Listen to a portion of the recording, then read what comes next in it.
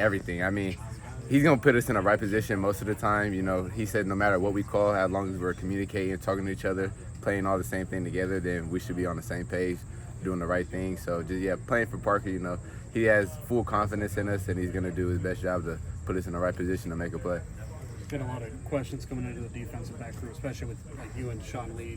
What have you seen, you know, from the entire room that's kind of, you know, maybe like past those expectations or kind of those questions coming in? Yeah, definitely. We try not try to ignore the outside noise. We just try to focus on getting better each and every single day, whether that's motivating each other or motivating ourselves. We just want to come out, be the best players we can be. You guys have scouted Athan before when he was at Minnesota, but it just seems like he's really playing with probably the most confidence and production that he's played with. What have you kind of seen from him maybe late last season or this early season that's kind of elevated him? Yeah, definitely. He's definitely playing with some confidence, a lot of consistency, making good throws, and he's having a great timing with his receivers. You know, 1, 2, 3, let it go. So just seeing him and how he's developed from when he was at Minnesota to now, he's doing a great job. I think, speaking of confidence, I don't think you've played with more confidence just based on how you've performed early. Did you kind of know when you felt like the light was clicking or maybe you turned a corner that's kind of helped elevate you? Was it in fall camp? Was it in spring? Was there a moment where you said, okay, like I'm starting to really piece everything together? Yeah, I say it's probably more towards spring where I would finally put everything all together. You know, it takes some time. You know, the confidence was always there, but it was just about putting it into action. And, you know, through spring ball, I really worked on that and carried over to fall camp and then just trying to keep that going to now.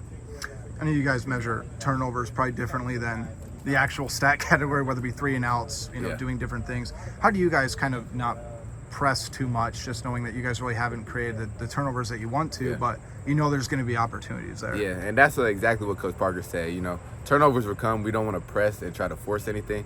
You know, just as long as we're doing our job, our feet work is good, our eyes, our alignment, our keys, responsibility, then the turnovers will fall into our hands.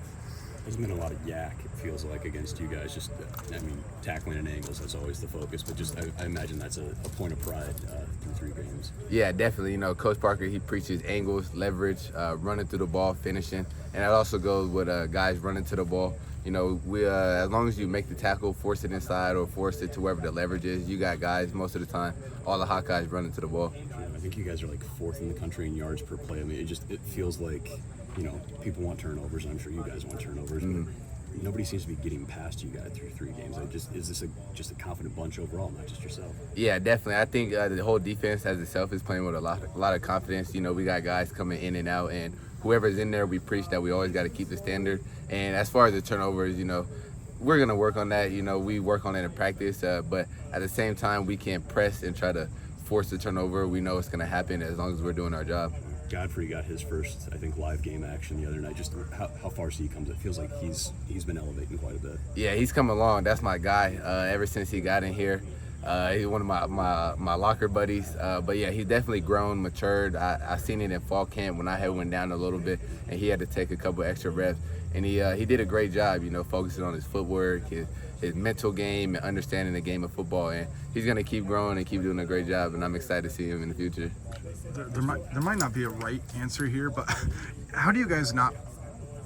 When do you know how to take calculated risks, whether it be on interception or play? Is it purely preparation? Is it just instincts? But like, I don't even want to say take me through a thought process because I feel like you don't even have time to think. You just either gotta do it or don't. Yeah, I think it's kind of a mixture of everything. It's a little bit of instinct, but it also comes with field preparation, knowing what might the play be or what might come and what they hit you with, and also just playing off of field. You know, you can't DBs. We're kind of reactors, so you can't think you know the play, but then they hit you with something different. So at the same time, film preparation, but also understanding you got to play with a little bit of patience as well. How is that what Phil kind of teaches you guys? Because I'm sure he's not too crazy about guys really, unless they're really sure plays breaking on a ball or like a comeback route. It's not a double move. I mean, what does he kind of say about taking those kind of calculated risks? Yeah, it all begins with your eyes. You know, when you break on a receiver, you want to put your eyes on him, make sure he's not running the double move. And then same thing with angles going on the upfield shoulder.